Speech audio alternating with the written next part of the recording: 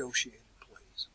And I need to talk about negotiated pleas or the question of plea bargaining because, in fact, very few cases in the criminal justice system are decided by trial. The vast majority of cases are decided by some type of plea. Either it's a straight guilty plea or a negotiated guilty plea, where the question before the court is not whether or not the defendant's guilty or not whether or not the defendant's proven guilty beyond a reasonable doubt. The question then is simply the issue of punishment. Now, what kind of trial cases end up in trial? Well, primarily there are cases where the defendant either is convinced that the state is unable to prove any charge against them beyond a reasonable doubt, or there are cases where the parties are simply unable to reach an agreement on the appropriate punishment that should be administered. Of the cases that go to trial, the majority are resolved not by trials by jury, but by trials before a judge or trials before the court. As a matter of fact, in most jurisdictions, fewer than 1% of all cases end up in a jury trial. What kind of guilty pleas are there? Well, there are several different kinds. First of all, there's what's known as a straight plea.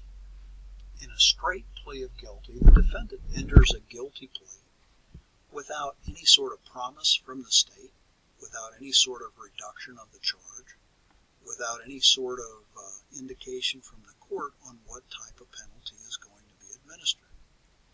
Well, why would a defendant enter a straight guilty plea? Why would a defendant give up all their rights to trial and just plead guilty?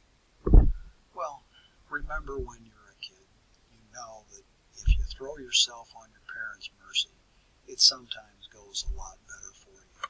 And in fact, that's the way it works in the criminal justice system. Defendants who enter a guilty plea are hoping for a more lenient sentence from the court. They are accepting guilt. And acceptance of guilt is a strong factor that courts can consider in mitigation of the penalty. So some defendants choose to simply enter a straight guilty plea when they're not able to reach an agreement with the state. The other type of guilty pleas are negotiated guilty pleas. In there are several kinds of negotiated pleas. Negotiated pleas fall under the heading of charge pleas or sentence pleas. In a charge plea, the defendant negotiates the particular charge that he or she is going to plead guilty to. So a defendant charged, for example, with murder might agree with the state that they will plead guilty, but plead guilty to a lesser offense like second-degree murder or manslaughter. And so the state gives up the greater charge in exchange for the defendant giving up their rights to trial. The defendant gets the benefit of being allowed to plead guilty to a charge that carries lesser penalties. In sentence pleas, the parties agree to the particular sentence that's going to be imposed. The defendant will plead guilty to the murder charge, but in return gets a negotiated sentence of some exact number of years, 20 years in prison or 30 years in prison, whatever the agreement is. Sentence pleas can be imposed in anything from minor traffic offenses to the most serious. And there's also a combined type of negotiated plea where the parties agree to the charge that the defendant's going to plead guilty to and the sentence that's going to be imposed. And these are complete negotiated pleas. Now, let's get back to a straight plea. The defendant may be motivated by a desire, as I said, to obtain a lesser penalty. Typically, a defendant will plead guilty because they know that the evidence against them is overwhelming. They know the state has a strong case. They know if they go to trial, they're going to be found guilty. And they know if they go to trial in the face of this overwhelming evidence, they're going to receive a very serious penalty. So, rather than go through that process, they'll accept their guilt, try to present themselves to the court as someone who is contrite, someone who is repentant for their conduct, and hopefully obtain a lesser penalty. Remember the issues of time and money. It costs a lot of money for a defendant to present, and going to trial is an expensive process. So a defendant may enter a guilty plea simply to save himself or herself the money that it would cost to try the case. And the same thing is true of negotiated pleas. Defendants may enter a negotiated plea just to get the case over with. They may enter a negotiated plea in order to put an end to the cost of the criminal justice system. In most cases, the defendant enters negotiated pleas because they're getting something from the state in return for the plea. They're either getting a reduced charge or they're getting a guarantee of a specific sentence. The bargaining process works a lot of different ways. In most cases, the defense attorneys and the prosecutors get together and work out all the specifics.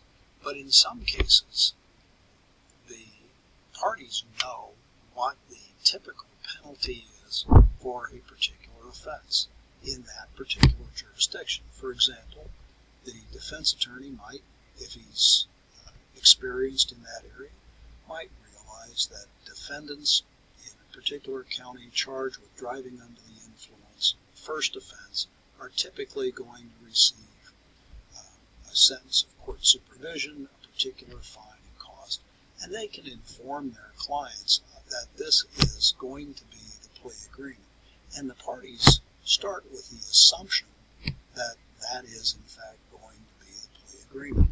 There's a benefit, therefore, to consistency from one case to the next. Cases move more quickly when the parties know what the penalty is likely to be.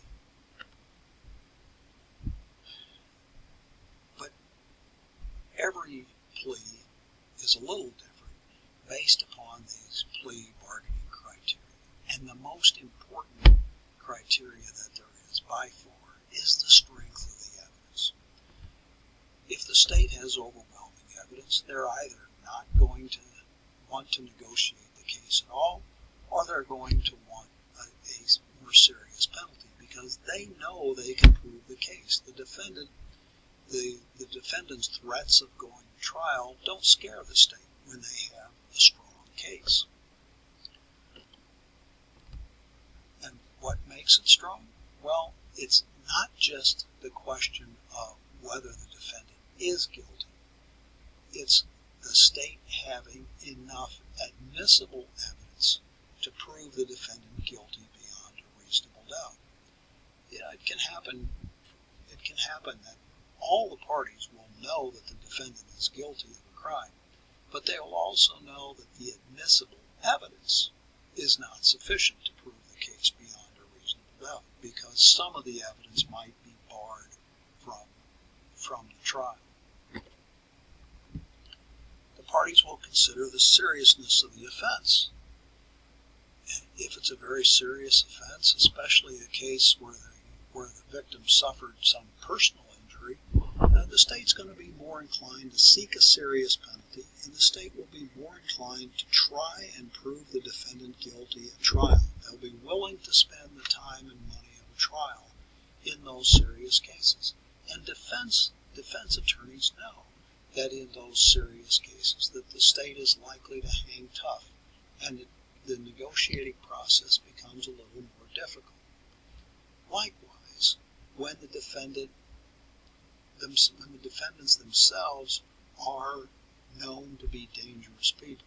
The prosecution is going to be more willing to go out on a limb, to spend the extra time, to spend the extra money to prove this defendant guilty because they want this particular defendant punished. They'll be much less likely, much less inclined to enter into a negotiated plea, at least a negotiated plea that's favorable to the defendant. And both sides have to consider their caseloads. When both sides have hundreds of cases pending, they can't spend a huge amount of time and money on those cases, especially on the lesser cases. They have to get them resolved just to manage their caseload so they can move on to new cases that are coming in every day. Every prosecutor approaches plea bargaining differently. Every prosecutor considers different crimes to be important. For example, one prosecutor might believe driving under the influence of alcohol to be one of the more important cases that they have on their docket. Others might place more emphasis on crimes of violence, and sometimes they make a differentiation within those crimes of violence. For example, one prosecutor might want to pursue domestic violence cases more aggressively, while another might choose to bring in to go after date rape cases. Every prosecutor has their own vision, their own view of what's the most important case on their docket, and they will pursue those cases more aggressively and other cases less aggressively. The character and the inclinations of the individual prosecutor are very important in the plea bargaining process. On the other hand, defense attorneys are less concerned about the caseload because they don't represent everybody. They don't have to prosecute or defend every case. They only have to defend their clients. Defense counsel have to worry about what is best for this individual client. But defense attorneys also have their own time problems. They have their own relationship with the prosecutors. Some defense attorneys get along great with the prosecutors. Others have personality conflicts with prosecutors. Every defense attorney has to be aware of the limitations of their own individual client and have to recognize that while their client might want a better deal, this is the best offer that they can possibly get from the state. Judges in most jurisdictions are barred from participating in the plea bargaining process, but the judges play a role. Just like prosecutors, all prosecutors have cases that they consider to be most important. The judge's character and the judge's inclinations play a role in how the parties view their case. If they know, for example, that this judge is going to be really tough on domestic violence cases, they're much more likely to try and work out plea agreements in those cases. On the other hand, if the judge is aggressive on driving under the influence cases, the parties will be more inclined to negotiate those cases and avoid giving the judge an opportunity to sentence their clients. So judges, while they're not an active participant, actually play a role in the negotiating process.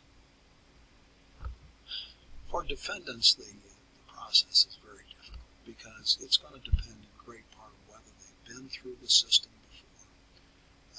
Sometimes defendants are very unrealistic in their expectations in the negotiating process. Typically, defendants place a great deal of reliance upon their attorneys and their attorneys' recommendations. So I hope that helps